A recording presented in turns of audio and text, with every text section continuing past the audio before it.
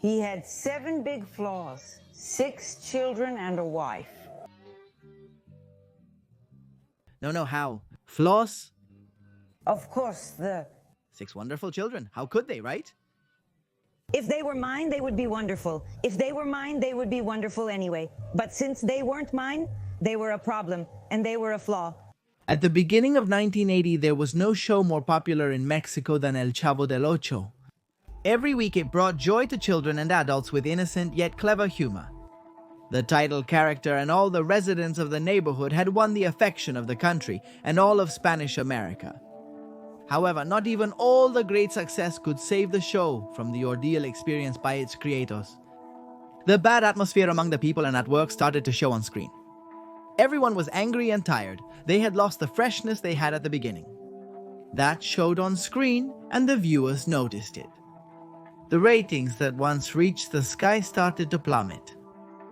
Roberto Gómez Bolaños, the creator, realized his greatest success had reached its end. So, as usual, he sat down in front of his typewriter, and this time he wrote the final chapter. If he was going to get rid of Chavo, he had to do it without concessions, without a drop of comedy. But let's not get ahead of ourselves. There are shows that define a generation, but very few manage to become sociocultural phenomena. One of the most iconic cases emerged in Mexico. A simple story, a few settings, and a group of endearing characters were key to entertaining the whole world.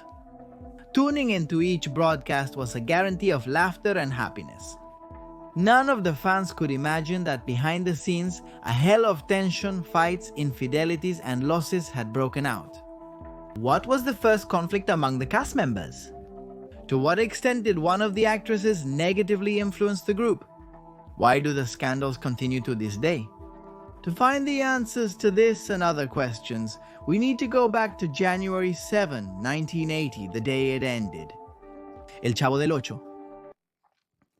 Before we continue, I'm curious if you watched El Chavo and who your favorite character was. Are you following the new series about Chespirito's life? I'm curious to hear your thoughts on it. I'll read your comments. The key figure of El Chavo del Ocho was always Roberto Gómez Bolaños. We previously made a video about him, but some context is necessary. In the early 1970s, he was a respected scriptwriter at Televisión Independiente de México. No one doubted his professionalism when it came to writing gags, where he combined the slapstick typical of silent film comedians with clever lines. A producer told him he was like a little William Shakespeare. He took it as a compliment, but he adapted it into Spanish so it would become the brand he wanted. Chespirito. Thanks to his mix of talent and hard work, Gómez Bolaños managed to get the channel to give him half an hour to do a comedy show. Thus, in 1968, the Super Geniuses of the Square Table was born. Due to the great response, the channel authorities gave him an hour to make another show, as he liked. Gómez Bolaños proposed a show made up of segments. One would be starring a clumsy superhero whom he named El Chapulín Colorado. The other would take place in a neighborhood inhabited by a diverse group of personalities. The author himself would play the character who would give the story its name, El Chavo, a poor orphan who takes refuge in a barrel and wins the affection of the neighbors thanks to his antics. Gómez Bolaños trusted in the show, which he named Chespirito, but for it to work, it was necessary to gather a talented cast willing to play different characters. He knew that the key to success would be there, but he couldn't foresee that it would also be the source of countless problems. At the beginning of 1971, Gómez Bolaños selected the actors he thought were ideal for each role in Chespirito. Especially for the Chavo segment, he had worked with some of them on the Super Geniuses of the Square Table, so he knew their qualities. One of the key roles was Kiko, a kind-hearted boy, although spoiled and overly pampered. Gómez Bolaños immediately thought of Carlos Villagrán, a journalist turned comedian. Gómez Bolaños then decided who would play Chilindrina, the sole girl in the neighborhood and Chavo's main accomplice. María Antonieta de las Nieves, a respected voice actress who had been acting in movies and television since childhood, was the chosen one. Another important character was actually Chilindrina's father, Don Ramon, a bad-tempered slacker.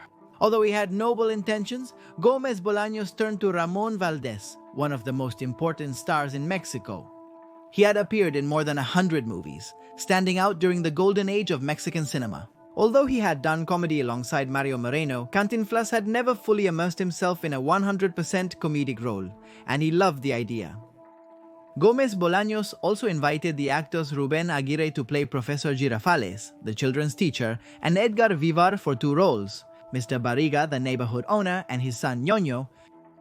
Gómez Bolaños quickly gathered a cast of remarkable artists, but still lacked a crucial role. Kiko's mother, who would also be Professor Girafales' love interest and the strongest female presence in the neighborhood. Initially, no candidate convinced him. That changed when he attended a play. There, he noticed Florinda Meza, a beautiful and promising 20-year-old actress. He didn't waste any time. He invited her to an interview, after which he was captivated. Without hesitation, he gave her the character that was named Doña Florinda. As rehearsal started, Gómez Bolaños was certain he had cast the right actors. Everyone gave their best in every scene. The group interaction sparked a continuous flow of new ideas. There was a wonderful chemistry in that cast, at least for a while. June 20th, 1971. Chespirito made his debut on the screen of Televisión Independiente de México, which soon merged with Telesistema Mexicano to form Televisa.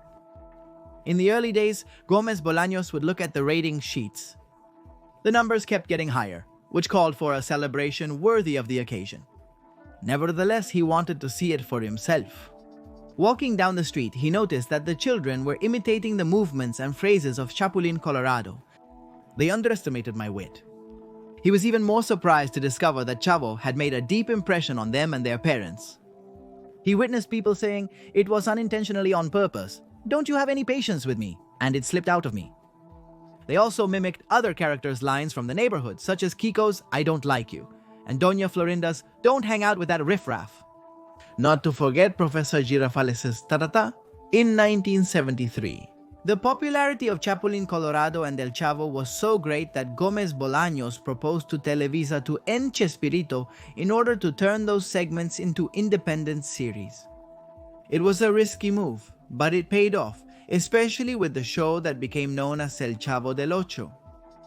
Since its debut, the series' ratings reached staggering numbers. According to the statistics of the time, 350 million viewers tuned in every week. Within a few days, the streets of Mexico were filled with voices singing the show's hit song, Que Bonita Vecindad. El Chavo del Ocho retained the full cast from the sketch and introduced Angeline Fernandez as Doña Clotilde, a single woman who desires Don Ramon and scares the children, who called her the Witch of 71. Angeline was hired on Valdez's recommendation since they were great friends, and she immediately took over the character. We will soon release a report about her. You can also watch the emotional report we made about Don Ramon on this channel. Due to El Chavo del Ocho's success, Gómez Bolaños and his troupe toured Mexico, then Latin America and Spain. The photos on buses and at airports showed that they were real rock stars. They had their most glorious experience in Argentina, filling the Luna Park Stadium in Buenos Aires 7 times, the city's most important event complex. In that country, they also met one of their biggest fans, the then up-and-coming Diego Armando Maradona. El Chavo del Ocho was an unparalleled phenomenon, but that successful machine began to experience some short circuits. The first issues within El Chavo del Ocho involved Carlos Villagrán. He initially gained attention due to personal matters. In the mid-70s, he had a romance with Florinda Meza, which remained a secret for years. The actor only revealed it in 2011. However, the relationship was short-lived. Villagrán ended it, and years later he shared his side of the story. He said that he had asked Gómez Bolaños for advice on how to handle the situation. Always, according to him, the director had recommended ending the relationship to focus on the show. He also made it clear that a fight between the two would cause problems on the set. Nowadays, Florinda Meza claims that all of this is made up and that she would never have agreed to go out with someone like Carlos Villagrán. Around that time, Villagrán and Gómez Bolaños had a dispute over another matter. Villagrán enjoyed playing Kiko and knew that he was one of the most popular characters on the show. For the press and a large part of the audience, at times he even overshadowed El Chavo himself. So the actor thought that the spoiled child could have his own series as the main character. This allowed him to achieve personal success and guide tours. He pitched the idea to Televisa producers who loved it. But what would Gómez Bolaños think? One of the producers approached him during a break in filming and told him about the project. The actor and director liked the idea and even agreed to waive the rights fees. He only asked for one thing, that the credits include the phrase, "I thank Roberto Gómez Bolaños for authorizing the use of the character he created." Villagrán didn't like that request and let him know through the same producer. Gómez Bolaños clarified to him that he was the creator of Kiko and all the characters in the neighborhood. Villagrán stood firm in his refusal, so he gave him the freedom to leave. Chespirito added that if he dared to play Kiko in other projects, he would take legal action against him. Villagrán stayed longer in El Chavo del Ocho but was no longer comfortable. Most of his colleagues considered him ungrateful. He only had Ramon Valdez's support. No one was surprised when he left the show in December 1978. Far from keeping a low profile, Villagrán claimed that Gómez Bolaños was jealous and envious of him because Kiko was becoming more famous than El Chavo. He also said that he never received royalty payments for the commercial use of the character. Despite everything, he managed to accomplish part of his goal. To evade legal action from Gómez Bolaños, Villagrán modified certain traits of Kiko. To begin with, he changed the name so that it was spelled with 2 Ks. He had found out that copyright laws do not cover the use of similar sounding words that resemble the registered one. He also got rid of the classic sailor outfit. Only then was he able to work on television shows in Venezuela and perform in shows throughout different parts of Latin America with rather disastrous results. Villagrán's departure twisted the work environment on El Chavo del Ocho. No one knew that this was just the tip of the iceberg. Villagrán's departure left a bitter taste among the cast of El Chavo del Ocho. But soon other scandals arose, this time involving Florinda Meza. After her relationship with Carlos Villagrán, she started a relationship with Enrique Segoviano, the director of the show. They even got engaged. Marriage seemed certain until the actress started being courted by Gómez Bolaños. He was married to Graciela Fernández, his childhood sweetheart, and had 6 children. Simultaneously, he became known as a womanizer. Florinda Meza couldn't resist the letters, poems, and flowers. The key date was October 12, 1977. During a tour in Chile, Gómez Bolaños and Meza were left alone. He told her that he felt lonely, that he needed someone to kiss him, then she told him that he could kiss her. At the end of that tour, the actress left Segoviano, while the comedian divorced his wife. The brand new couple soon appeared in the media, not leaving anyone indifferent. While many celebrated the union, others criticized him heavily. Gómez Bolaños was accused of being an absent father, and Florinda Meza was called a husband stealer. Neither of them let the comments affect them. The couple also revolutionized the set of El Chavo del Ocho, especially when Gómez Bolaños gave Florinda Meza the position of artistic director of the show after Enrique Segoviano resigned. Her authority now matched his. As a result, she often directed her colleagues and influenced the final product. Aguirre and Vivar accepted her new status. In fact, they were always loyal to the couple. On the other hand, the others felt more uncomfortable and soon faced the consequences. Florinda Meza's influence in El Chavo del Ocho led to increasing discontent among her co-stars. The one who felt it the most was Ramon Valdez. He was a calm and professional man, focused on his work rather than pursuing more money or fame. He refrained from getting involved in his colleagues' internal disputes, even when he could have taken sides. To be more precise, he supported Villagrán, with whom he had formed a friendship until Florinda Meza made him understand that he was an addict. The actor couldn't stand it. It was publicly known that he had a fondness for tobacco, but he insisted that he had never used illegal substances. In 1979, he left the show to avoid confronting anyone. Valdez's decision saddened his colleagues, as he was very well liked by everyone. It was believed Angelina and her close friend would also step aside. However, she stayed because the show was a secure source of work, and she had to take care of her daughter. She also had a good relationship with Gómez Bolaños and Florinda Meza. Valdez's resignation was one of the last nails in the coffin for El Chavo del Ocho. With several of its stars gone, Gómez Bolaños put an end to the show, and that's how our story comes full circle. To bring El Chavo del Ocho to an end, Gómez Bolaños wrote a script unlike anything he had ever written for that show or any of his creations. In the last original episode of El Chavo del Ocho, the main character tries to save another child from being run over, but in doing so, he loses his life. That tragic moment would not be shown on screen. On the contrary, the neighborhood members would then be shown crying uncontrollably, bidding farewell as if he were a cherished loved one. With the impactful ending, Gómez Bolaños aimed to emphasize El Chavo's kindness and values. Florinda, Meza, and the rest of the team were moved by the script. Graciela Gómez Fernandez, one of the comedian's daughters, who also worked as a psychologist, also told her father that this episode would traumatize viewers, especially children. The author agreed with her, so he decided to discard it and wrote a lighter and funnier story. The last official episode of the show El Chavo del Ocho, titled The Washing Machine, was aired on December 7, 1980. Here, Doña Florinda gets the washing machine from the title, but she doesn't know how to use it. El Chavo can't help himself and puts in too much detergent, which leads to hilarious situations. That ending had good ratings and left the fans with a good feeling. El Chavo del Ocho had ended as a regular series. However, that was not the real end of the neighborhood or the scandals. Gómez Bolaños knew that El Chavo del Ocho had become his workhorse and he was not willing to bury it. That's why, in 1981, he revived the Chespirito show, made up of different segments. There, he found a place for the neighborhood and its people. Thanks to this format, identical to the one at the beginning, the mastermind behind the success was able to create other sketches and characters without the pressure of maintaining an independent series with an incomplete cast. In this new stage of El Chavo del Ocho, new actors joined with other characters such as Godinez, Jaimito the Mailman, and other stars. Contrastingly, Florinda Meza rose in the creative field, albeit with moderate reception.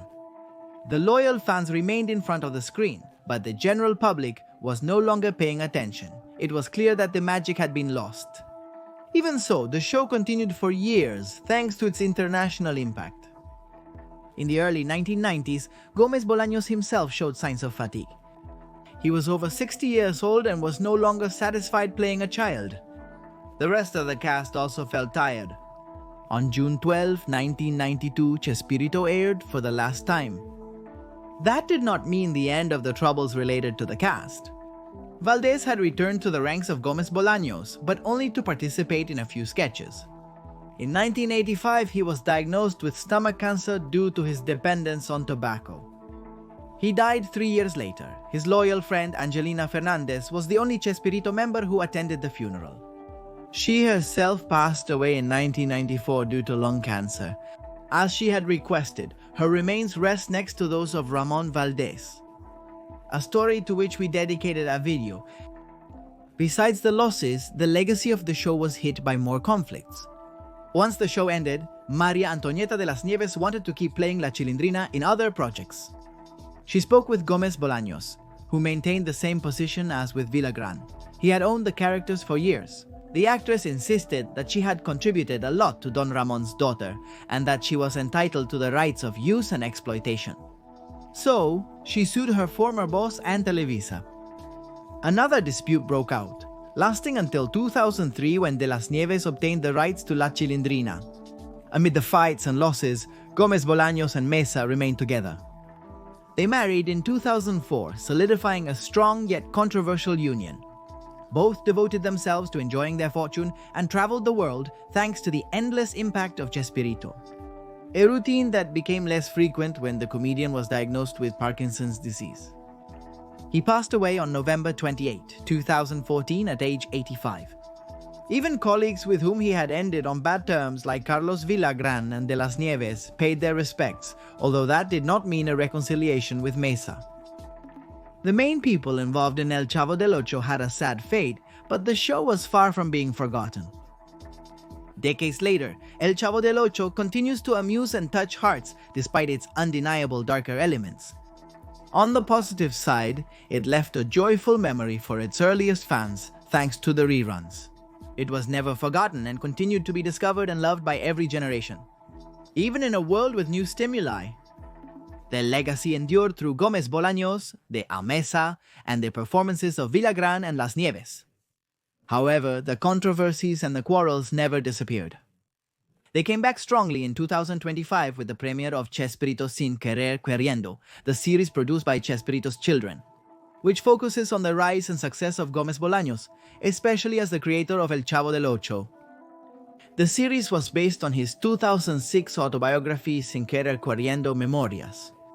The conflicts within the cast are an essential part of the plot, but with a point of view that caused discomfort among the surviving cast members. The most offended, Florinda Meza, said that no one consulted her about it, and she did not authorize the use of her name or image. That's why the character had to be renamed Margarita Ruiz, the widow of Chespirito.